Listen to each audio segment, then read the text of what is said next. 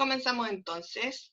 Muy bien, chicos, en la clase de hoy día vamos a ver la síntesis y el análisis de la literatura femenina. La idea de hoy día es que podamos analizar la construcción identitaria latinoamericana desde los primeros textos que nosotros analizamos en el curso hasta la literatura que se presenta en el siglo XX, que compartimos con la literatura femenina, ¿ya? Desde ahora comiencen a colocar presente para que queden registrados en la asistencia del curso. Recuerden que eso es parte importante también de su evaluación. Y comenzamos entonces. Lo primero que tenemos que hacer antes de comenzar con el análisis de los textos, nosotros al inicio del curso comenzamos analizando un texto de Larraín que se llamaba Identidad y Sociedad Chilena, ¿cierto? Donde Larraín nos planteaba dos ideas sobre la identidad individual y la identidad colectiva. Esto como a modo de resumen, ¿ya? Sobre el tema de la identidad individual, lo que podemos decir es que la identidad, lo primero, es algo que se construye y es contingente. Es decir, desde que uno nace, no nace con una identidad preestablecida, sino que la va construyendo a medida que va avanzando en la historia, y a medida que vive hechos que marcan su historia, es como va variando esta identidad. Por eso se dice que la identidad es contingente, porque cambia según los hechos que va experimentando, ¿ya? En torno a eso, también lo que nos dice Larraín es que la identidad se construye en el contacto con el otro, ¿ya? Nosotros no podemos formar una identidad a base de la individualidad simplemente, sino que tenemos que estar en diálogo constante con el otro, tanto para ser reconocido por este, así como también para diferenciarse del otro sujeto. Y así es como vamos conformando nuestra identidad. También, además de la identidad individual, nosotros podemos encontrar la identidad colectiva. Y esta hacía referencia a que las identidades personales son formadas por las identidades colectivas también. Nosotros nos sentimos parte de un grupo y el sentirnos parte de ese grupo hace que las características de ese grupo formen parte de nuestra identidad. Así también, nuestras características personales y la ejecución de esas características o de ese sentimiento de identificación hace que este grupo o esta identidad colectiva con todas sus características propias ayude a ser consolidado y conformado. Ejemplo, recordemos el ejemplo que habíamos visto al principio de año. Nosotros, que formamos parte de la sociedad chilena, contribuimos a la consolidación de esta sociedad, ya que compartimos los símbolos patrios, nosotros reconocimos esos símbolos patrios como propios, o debiera ser de esa manera. También desarrollamos ciertas actividades que ayudan a la consolidación de esta identidad nacional, podríamos decir, como por ejemplo la celebración de las fiestas patrias, la ejecución del baile nacional, ¿cierto? El reconocimiento de ciertas fechas estándares, también nuestra formación como estudiantes, el hecho de que nosotros entremos al colegio, en su caso, no sé si entraron en kinder, y van a salir en cuarto medio, ¿cierto? Como ahora, eso es parte de una educación obligatoria, y dentro de esa educación obligatoria el sistema va impartiendo ciertas características de su propia identidad en nosotros. Y nosotros al reconocerlas y al ejecutarlas también construimos este sistema, ¿ya? Construimos esta identidad colectiva. Por lo tanto, aquí vamos a hablar de una dualidad de conformación de identidades. La identidad individual necesita de la identidad colectiva porque repercute en él y en su construcción, así como nosotros, la identidad individual, ayudamos a conformar esta identidad colectiva, porque si nadie se sintiera chileno o reconociera las características de Chile, no podría existir el país, ¿ya?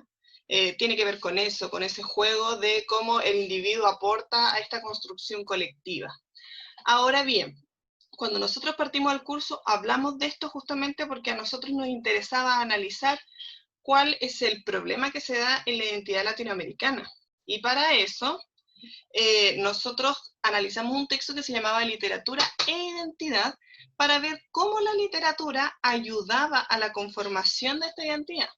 Por una parte, en este texto, lo que decía era que la literatura ayudaba a perpetuar y a transformar la identidad. ¿Qué quería decir eso?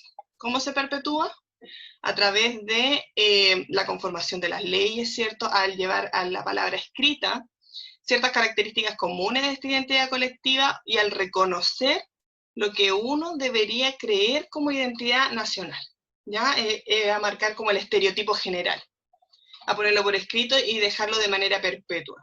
Sin embargo, también la escritura, últimamente y desde los inicios también de la época moderna, también funcionó como una forma de reflejar a aquellos individuos que están siendo desconocidos por esta identidad colectiva, ¿ya? Y aquí les puse una fotografía de una escritora brasileña que se llama Clarice Lispector, que ella menciona en muchos de sus textos el reconocimiento de el mundo obrero del Brasil del siglo XX, donde se presenta la pobreza extrema que se vive en algunos lugares de Brasil, lo que no estaba siendo reconocido por el gobierno en ese momento.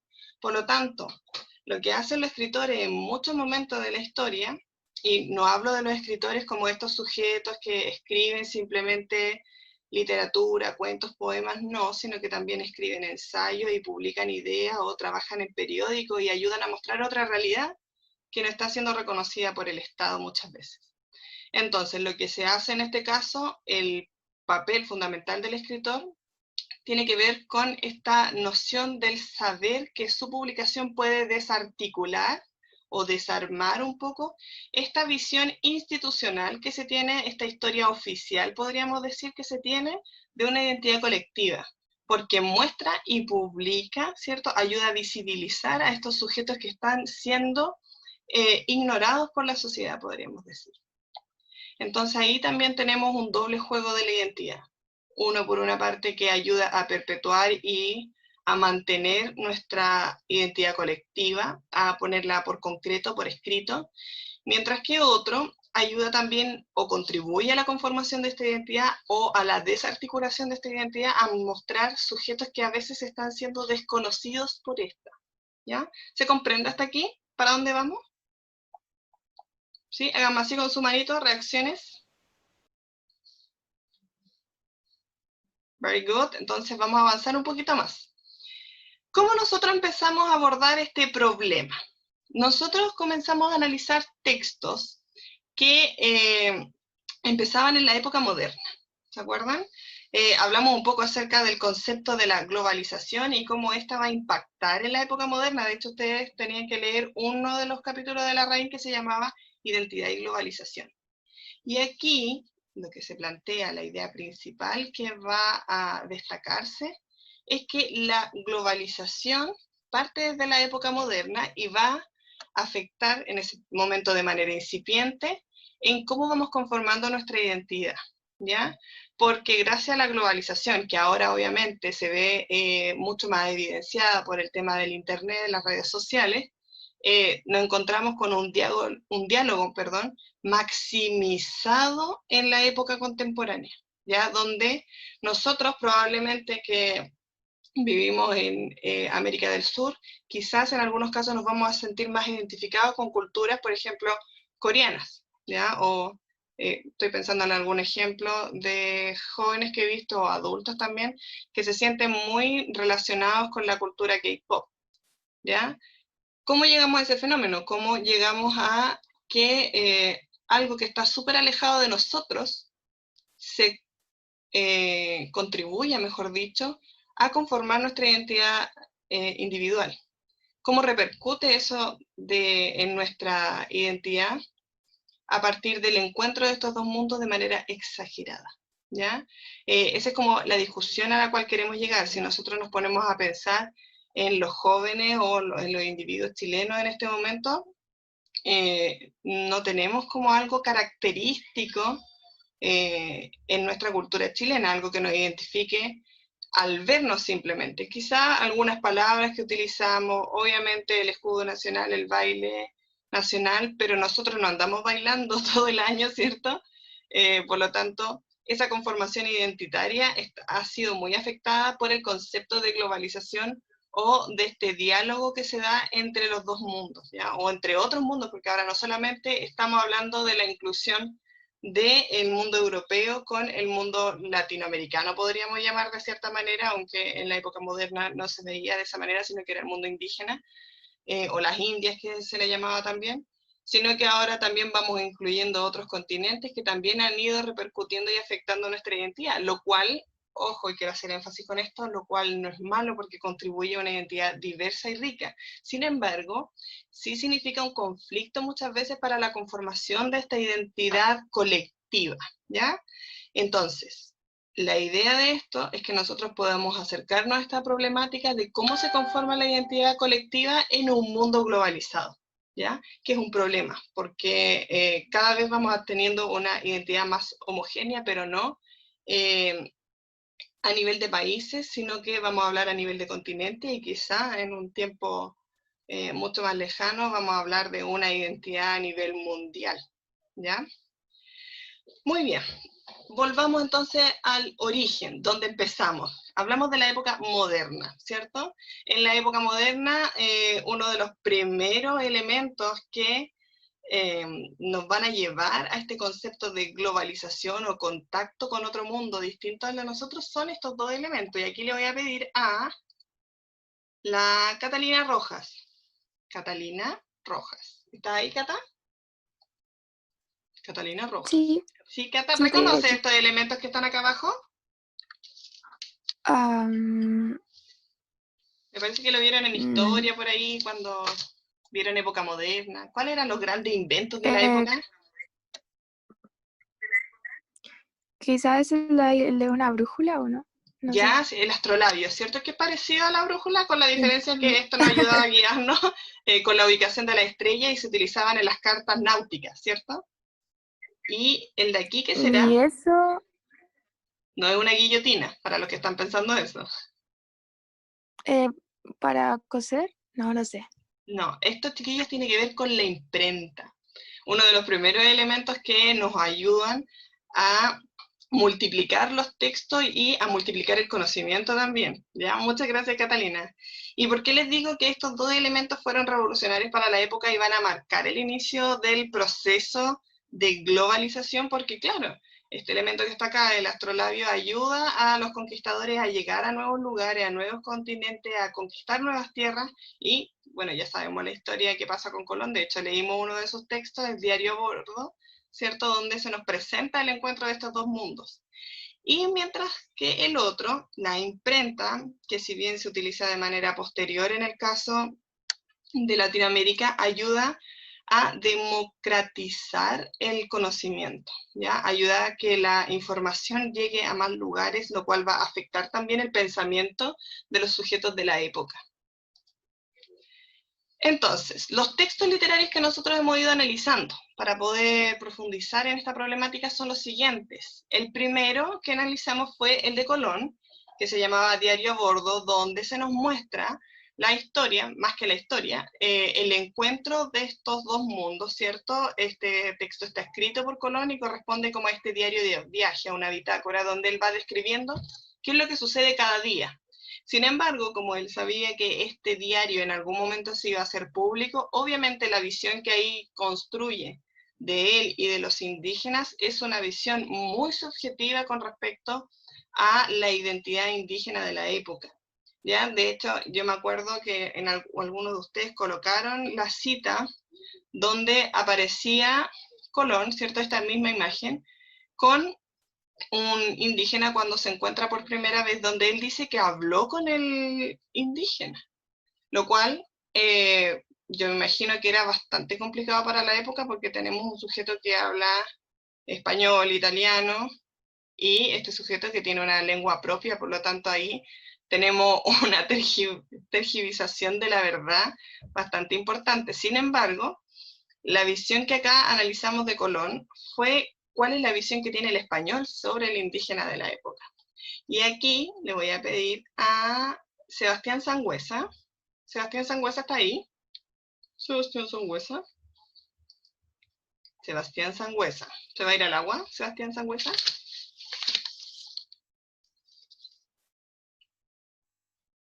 Muy bien. Les recuerdo que la participación es súper importante para que se mantenga su asistencia.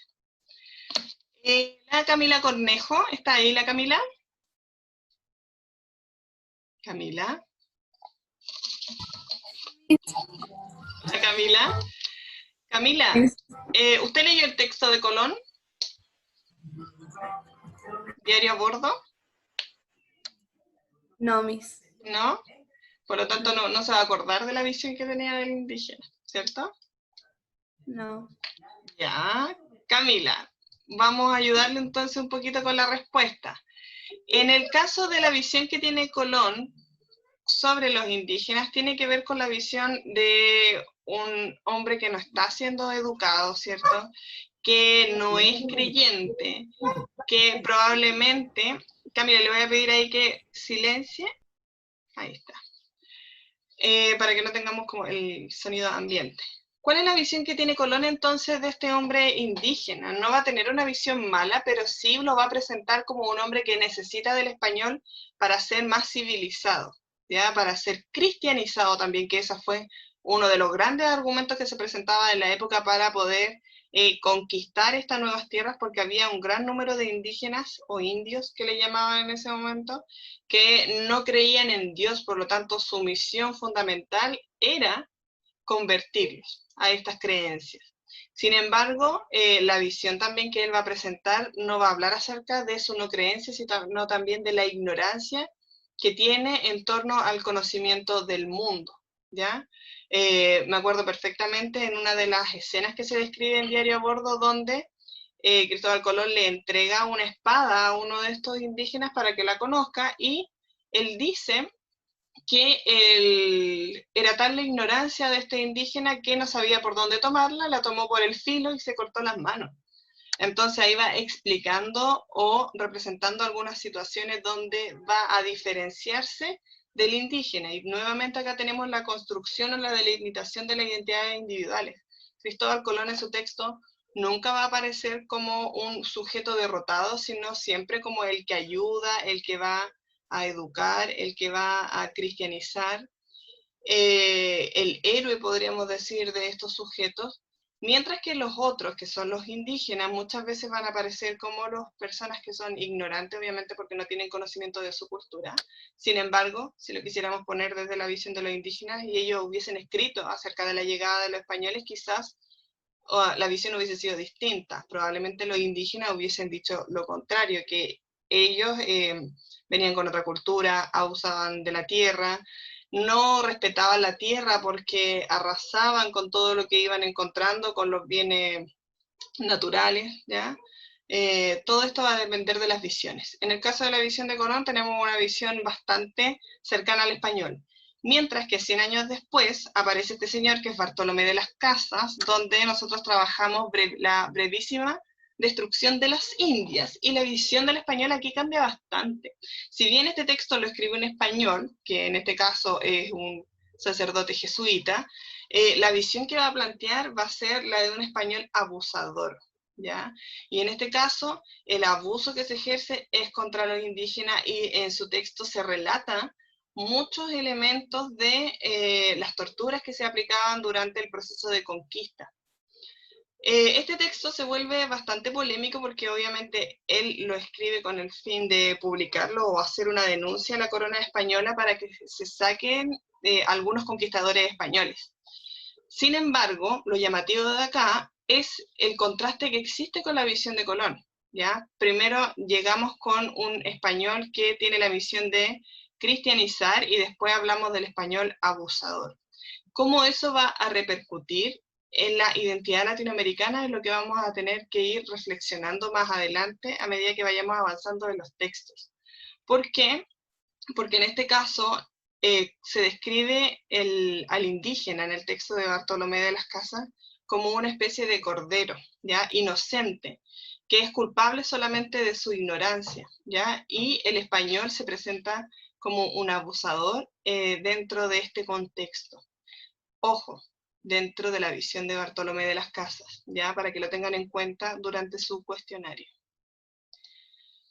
Después avanzamos más adelante, nos saltamos todo el proceso de independencia, ¿cierto? Y llegamos a la conformación de las naciones, y tenemos un hombre en conflicto, porque hay dos razas, ¿cierto? Que son predominantes, una que es más predominante que la otra, que tiene que ver con el europeo, ¿ya? Si bien estos nuevos criollos, y los textos que nosotros trabajamos fueron el de Martí y Sarmiento, ambos criollos, ¿cierto?, latinoamericanos, que reflexionaban un poco acerca de cuál es la conformación identitaria que debería tener ahora este sujeto latinoamericano independiente, ¿ya? ¿Cuál es el conflicto que se da acá? A partir de la independencia, las naciones y los países tienen que empezar a conformar su propia identidad para generar unidad a nivel nacional. ¿Y qué es lo que pasa acá? Tenemos dos escritores con dos pensamientos distintos. Sarmiento en este caso va a ser mucho más impactante en su pensamiento y va a ser más práctico porque él repercute de manera directa en la conformación de las identidades, ya que ayuda a formar las escuelas públicas, ¿ya? Nosotros sabemos que la educación influye mucho en cómo se va a conformar la identidad. Entonces, por una parte tenemos la visión de Martí, que nosotros leímos Nuestra América, y en el texto Nuestra América lo que se planteaba es que para poder conformar una nueva nación tenemos que reconocer al mundo indígena o al mundo milenario que nos antecede, ¿ya? Una vez que reconozcamos esas características como pueblo, vamos a poder comenzar una nueva identidad nacional. Mientras que en el pensamiento de Sarmiento, si bien no pensaba que haya que eliminar la identidad indígena, lo que sí creía era que había que darle mayor importancia a la educación más europea, porque el mundo letrado y el mundo modernizado venía de las grandes ciudades y de las civilizaciones, por lo tanto, la línea que había que seguir era la visión del hombre europeo. Y ahí vamos a tener ese contraste y el choque de dos ideas diferentes, ¿ya?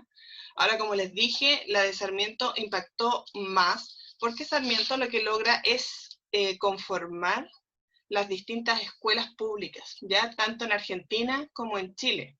Este señor ayudó mucho a la conformación de la identidad pública chilena y por eso también es el tipo de educación que tenemos, ya que está muy centrada en la visión europea de cómo se conforman las ciencias educacionales, podríamos decir. El hecho de que nosotros sea necesario estudiar historia, matemática, lenguaje, no es algo que nace en Latinoamérica, sino que viene del mundo europeo y este señor ayuda a conformarlo. Lo cual, ojo acá, no lo voy a demonizar, es súper necesario porque yo no sé cómo habría sido nuestra identidad si no hubiésemos incluido también características del mundo europeo, ¿ya? De hecho, yo creo que varios de ustedes estarían mucho de menos no tener los teléfonos, iPad, qué sé yo, ¿ya? Así que eso también es parte de este proceso.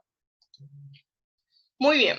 El otro texto que analizamos fue una visión especializada de la antropóloga que se llama Sonia Montesino, con el texto Madres y Guachos, donde se analiza cómo se da el proceso de mestizaje, ¿ya? Volvimos un poquito atrás nuevamente con el proceso de conquista y fuimos avanzando a medida que ella iba analizando distintas situaciones. Analizaba tanto cómo se daban las relaciones interpersonales, así como también cómo se daba el mestizaje al nivel de las creencias, donde siempre se abordaba el abuso o la mezcla entre la cultura europea y la cultura indígena, ¿ya? Acá, como les digo, no vamos a profundizar tanto porque ustedes leyeron un capítulo de esto, en realidad 3 capítulos con el cual tuvieron que contestar su primer cuestionario. Y vamos al tema de hoy, que este sería como el último tema que podría entrar en su cuestionario, que vamos a abordar la presentación o la presencia de la mujer en el mundo, la conformación de la identidad latinoamericana, ¿ya? Y aquí nos vamos a encontrar con un problema, porque si ustedes se dieron cuenta, la mayoría de los textos que hemos revisado son textos escritos por hombres y para hombres, ayudados a conformar esta identidad que aparentemente la identidad colectiva hasta el siglo XX era bastante machista, y hay algunos, todavía quedan como algunos vestigios de eso.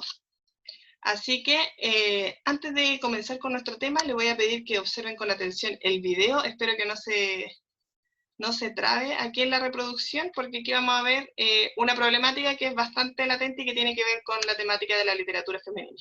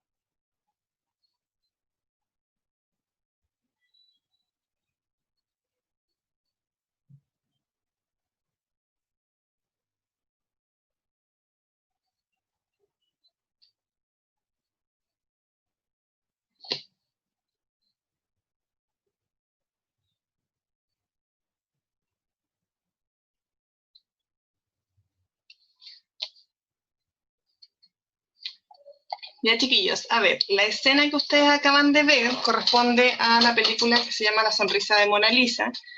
Una película bastante interesante porque nos muestra también cómo era la educación de mujeres en el siglo XX, ya a inicios del siglo XX, que recién se fue modernizando en esa época.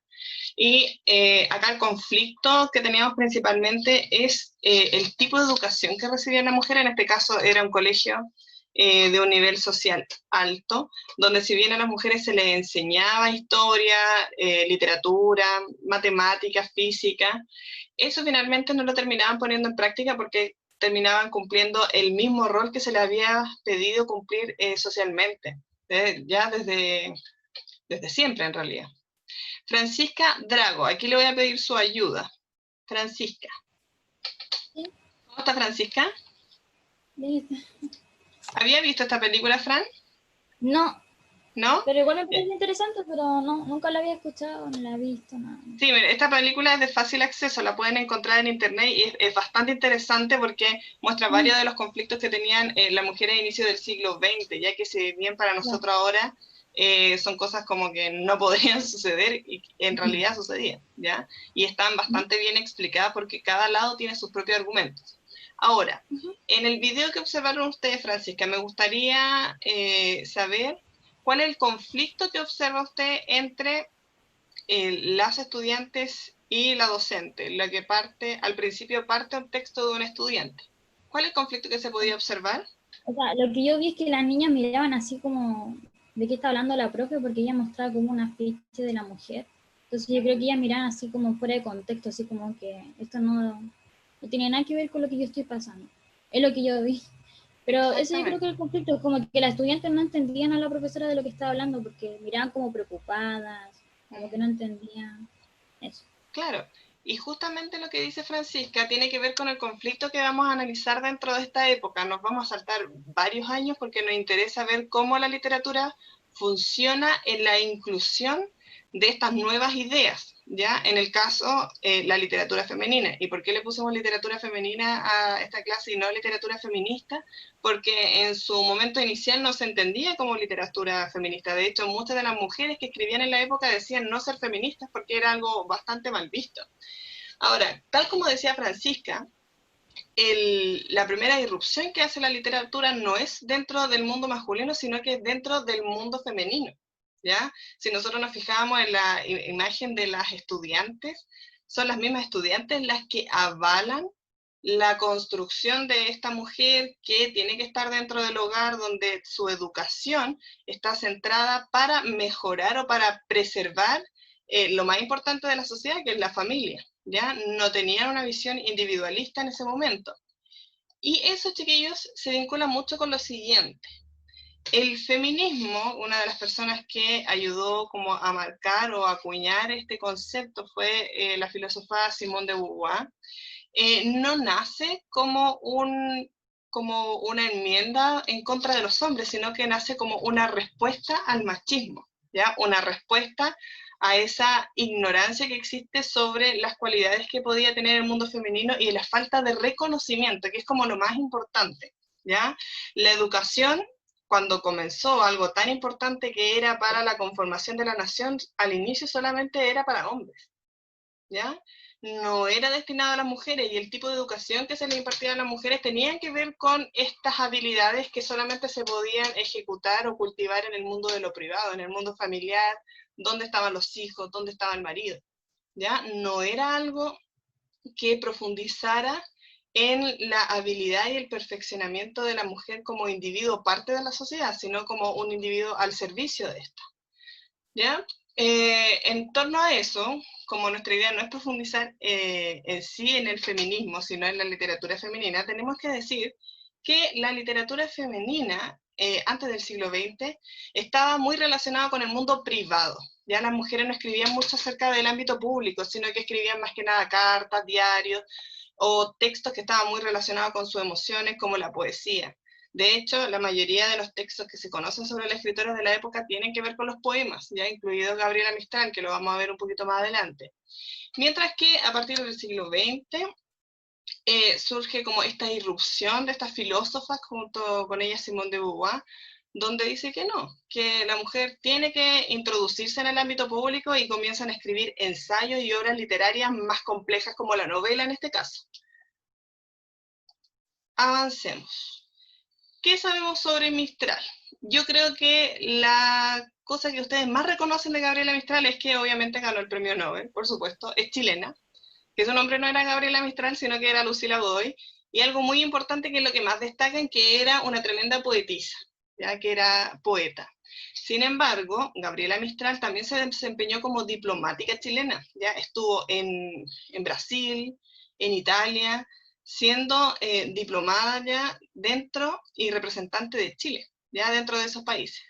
También fue profesora chilena, que eso es algo que también se destaca en su obra, pero también repercutió mucho en cómo se consideraba al indígena dentro de la sociedad chilena. De hecho, muchos de sus ensayos hablan acerca de el dominio que se ha ejercido sobre el pueblo indígena y cómo se le ha ignorado dentro de la construcción de la identidad nacional.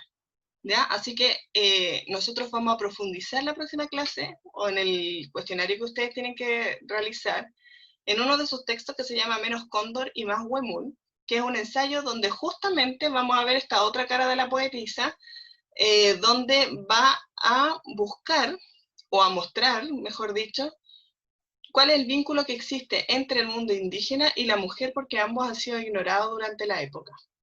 ¿Ya? Otro elemento importante, como ustedes saben, que fue una de las primeras mujeres iberoamericanas en recibir el Premio Nobel de Literatura, lo cual no podemos ignorar y es muy importante tanto para Chile como para las mujeres de la época. Otra escritora es Alfonsina Storni, ya que es argentina. Alfonsina Storni quizás no es un poco más desconocida, pero también es fundamental porque, al igual que Gabriela Mistral, impactó mucho en la literatura moderna, sobre todo en lo que tiene que ver con el reconocimiento del trabajo de la mujer. Alfonsina Storni participó en muchos movimientos proletariistas, si bien ella era de alta sociedad, se inmiscuyó en el mundo del trabajo y participó mucho del sindicalismo argentino, lo cual se va a ver también en su obra. Pero lo que nos interesa en esta clase, o para la próxima clase en realidad, tiene que ver con un elemento que ambas tienen en común, que es la poesía. Nosotros dijimos que por lo general lo que más se reconocía de las mujeres eran sus textos que se relacionaban con la expresión de sus sentimientos. Pero en los poemas que vamos a analizar nos vamos a encontrar no solamente con la exposición de sentimientos, sino con denuncias sobre cómo se visibiliza a la mujer de la época. Y eso es lo que buscamos reconocer en este momento. Por lo tanto, la actividad que ustedes van a tener que hacer, mis queridos, va a ser analizar el poema La Copa, que es de Gabriela Mistral, y Tú me quieres Blanca, de Alfonsina Storni, contestando las siguientes preguntas. Primero, obviamente, ¿quién habla en el poema? Aquí lo que tenemos que reconocer es el hablante lírico. Segundo, ¿cuál es su objeto lírico? Es decir, ¿sobre qué habla cada uno de los poemas? ¿Cuál es la visión que se muestra de la mujer en la época? Eso lo van a encontrar evidentemente a partir de la lectura completa del texto. ¿Y cuáles son los elementos que tienen en común? La idea es poder reconocer cuál es el tópico que abordan ambos poemas, cuál es lo común que comparten, ¿ya? Y eso sería para la próxima semana. Eso lo tienen que entregar, obviamente, antes de hacer el cuestionario. El cuestionario se va a habilitar la próxima semana y va a tener una semana completa para ser contestado, ya chiquillos, para que no se aflijan. Ahora, antes de cerrar, ¿preguntas, dudas con respecto a lo que tienen que hacer? Aquí hay una persona que se acaba de inscribir o ingresar al curso, así que, ¿alguna pregunta, chicos? Francisca, ¿tú activaste tu micrófono? Sí. No, sí. Ya, Francisca, habla un poquito más fuerte que el audio está un poco complejo. No, que le iba a decir que no tengo ninguna duda que Ah, perfecto, no hay ninguna duda entonces, chiquillos. Entonces, la próxima semana, recuerden, se habilita el día martes su cuestionario que va a ser con alternativas, que lo que busca es evaluar este proceso y eso va con nota al libro. Y lo otro, el 17 se cierra el proceso para que ustedes entreguen todas sus actividades pendientes de la actividad número 1, ¿ya? Y si no tenemos ninguna duda y nada más que decir, me despido entonces, queridos, y nos vemos la próxima semana. Chao, chao, que estén bien, chicos. Chao, Miss.